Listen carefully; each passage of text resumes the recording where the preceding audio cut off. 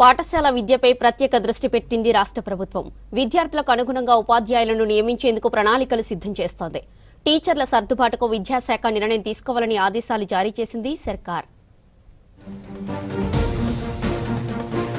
పాఠశాలలో విద్యార్థుల సంఖ్యకు అనుగుణంగా టీచర్లను సర్దుబాటు చేయాలని రాష్ట్ర ప్రభుత్వం నిర్ణయించింది.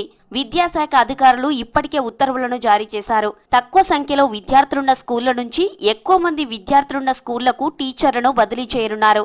సర్దుబాటులో భాగంగా 4000 మంది టీచర్ల ప్లేస్ మారే ఛాన్స్ ఉంది. ట్రాన్స్ఫర్ అయ్యే టీచర్లు దసరా సెలవుల తర్వాత కొత్త పోస్టింగ్లో చేరేలా కార్యాచరణ అమలు చేయాలని నిర్ణయించారు విద్యాశాఖ ఉన్నతాధికారులు. ఇప్పటికే దీనిపై కసరత్తు ప్రారంభించిన విద్యాశాఖ వారంలోగా ప్రక్రియ పూర్తి చేయాలని భావిస్తున్నారు. జిల్లా యూనిట్గా చేపడుతున్న టీచర్ల సర్దుబాటు ప్రక్రియను ఆయా జిల్లా కలెక్టర్ల ఆధ్వర్యంలో 28న పూర్తి చేయాల్సి ఉంది. ఏ స్కూళ్లలో ఎంతమంది ఉపాధ్యాయులు పనిచేయాలనే విషయంపై ఇప్పటికే మార్గదర్శకాలను ఖరారు చేశారు విద్యాశాఖ అధికారులు. ప్రైమరీ స్కూళ్లలో 1 నుంచి 10 మంది విద్యార్థులు ఉంటే 1 టీచర్, 11 నుంచి 60 మంది ఉంటే 2, 90 మంది స్టూడెంట్స్ ఉంటే 3 టీచర్లు, 120 మంది విద్యార్థులుండే స్కూళ్లలో 4 టీచర్లు, 150 మంది ఉంటే 5, 200 మంది విద్యార్థులుంటే 6 టీచర్లు ఉండాలనే కార్యాచరణ సిద్ధం చేస్తుంది విద్యాశాఖ.